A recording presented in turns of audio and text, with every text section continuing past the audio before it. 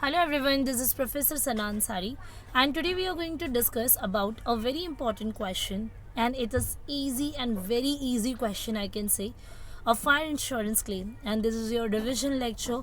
Please must watch. So let's start. We have already discussed about the many question and all the types of questions in the fire insurance claim. But in this video, we'll be cover the gross profit and how to calculate and compute the loss with the help of average gross profit ratio. And I would like to inform you again that it is a very important question for the 10 marks for your exam point of view. Please must watch it. Okay so average of 5 years का gross profit GPR आपको दिया हुआ है, gross profit ratio. Okay, so basically just read the question. The business premises of Patel Timber Mart Limited destroyed by fire on 15/7/2013. Okay, however, the books of accounts in a stock amounting to rupees 18,000 were salvaged and the following information was available from the book. Basically जो timber mart है वहाँ पर आग लगी थी 15 जुलाई 2013 में, and जो salvage value of goods है इज़ रुपीज़ 18,000. मतलब कितना गुड सैल्वेज रहा या सेव रहा वो था सिर्फ 18,000 का. Here we have some informations related to the gross profit and the sales according to the year ended 2009, 10, 11, 12 and 13. Okay, and basically we have some additional informations here. So as you can see on the screen, here we have a year ended of gross profits and sales. Additional informations. One is stock on 31st March 2013, opening stock. Purchase has given to us. Sales will go on the credit side of the trading account and the memorandum trading account, we can say. Wages debit, and the amount of policy was rupees 80,000, was subject to average clause. Policy amount is 80,000 and we have to calculate the claim under the average clause. But average clause accordingly, it means here we have to apply the formula of average clause after calculating the loss. Okay, and as you can see on the screen, April 2014 में ये question आ चुका है and it is so easy. Again I'm repeating. Okay, nothing is new, only you have to calculate the average gross profit. Now basically whenever the multiple years and 5 years 6 years का जब GP हमें दिया होता है, तो इसका हमें एक एवरेज निकालना है क्योंकि हम बार बार तो जीपी नहीं कैलकुलेट कर सकते. सो 5 years 6 years जितना भी रहेगा जीपी को ऐड करें, एक उसका एवरेज निकालें, एक आपको रेशियो मिलेगा या परसेंटेज मिलेगा, उसके बेस पे मेमोरेंडम ट्रेडिंग अकाउंट बनाएंगे. So basically average gross profit calculate करने का फॉर्मूला होता है. नॉर्मली ग्रॉस प्रॉफिट रेट कैसे हम निकालते हैं, जो भी ग्रॉस प्रॉफिट है जो निकलता है हमारे पास बैलेंस, उसको हम सेल्स से डिवाइड करके इंटू 100 करते हैं. सो बेसिकली ईयर डाल देंगे 9, 10, 11, 12, 13 और सभी ईयर्स का जीपी एंड सेल्स दिया, तो GP should be divide by the sales and multiplied by the 100 because we need the answer in percentage, that is why we have to multiply in the with the 100.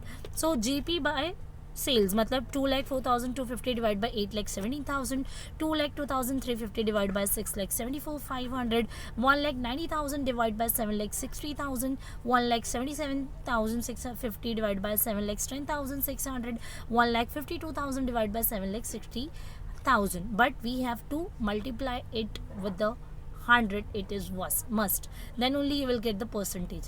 And now we have a multiple and total 5 GP ratio, 25%, 30, 25, 25, 20.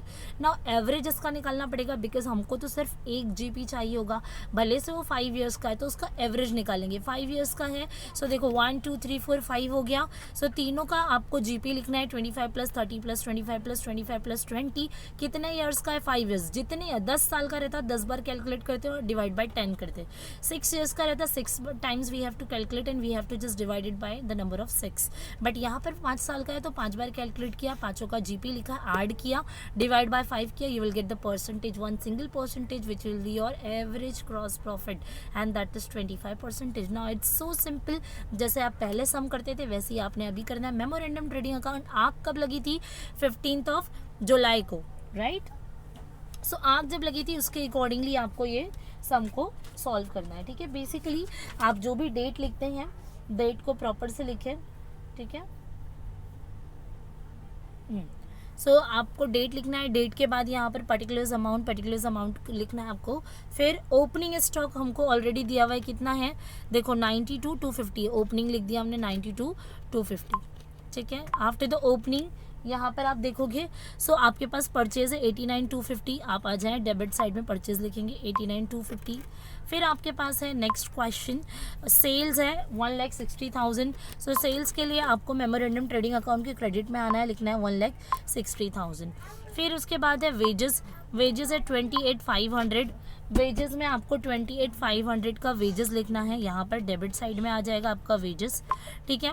Wages के बाद हमको यहाँ पर closing stock तो find करना रहता है, but हमारे पास जीपी का रेशो है, और जीपी अगर कुछ भी नहीं दिया है तो हम सेल्स पे कैलकुलेट करेंगे। जीपी का रेट हमारे पास आया था कितना percentage, 25%। So GP will be calculate on sales, ठीक है। सो जीपी सेल्स है हमारा 1,60,000 का 25% लेंगे, जीपी आ जाएगा 40,000। Now calculate the difference, you'll get the difference of rupees 90,000 in the credit side, which will be called as by closing stock, ठीक है। Now closing stock आ गया, तो अभी आपको ये फाइंड आउट करना है कि लॉस कितने का हुआ है, ठीक है। लॉस फाइंड आउट करने के लिए फॉर्मूला होता है हमारा, क्लोजिंग स्टॉक में से हम क्या माइनस करते हैं, जितना भी गुड्स बचा था at the end date of fire तक, जितना भी गोडाउन में स्टॉक था उसमें से कितना सेव रहा, तो जितना स्टॉक था उसको हम क्लोजिंग स्टॉक कहेंगे, दैट विल बी 90,000। कितना साल्वेज बचा, कितना 18,000, सो कितना जल गया, 72,000 का स्टॉक जल गया, ये मिल गया आपको लॉस। नाउ एवरेज क्लॉज के अंडर इसको कैलकुलेट करना है, तो एवरेज क्लॉज का फॉर्मूला है policy amount divide by closing stock into loss. Policy amount is already given us to in the question, that is 80,000, ठीक है। सो 80,000 पॉलिसी अमाउंट ऊपर लिखेंगे, क्लोजिंग स्टॉक हमने अभी फाइंड आउट किया 90,000, लॉस हमने अभी कैलकुलेट किया 72,000, then only you will get the claim amount, that will be rupees 64,000। It means company will give you the claim of rupees 64,000. So friends, we have completed this question here. If anybody have any doubt and difficulty, please make a comment on my YouTube channel. That's all enough for today. Bye bye, have a nice day, take care.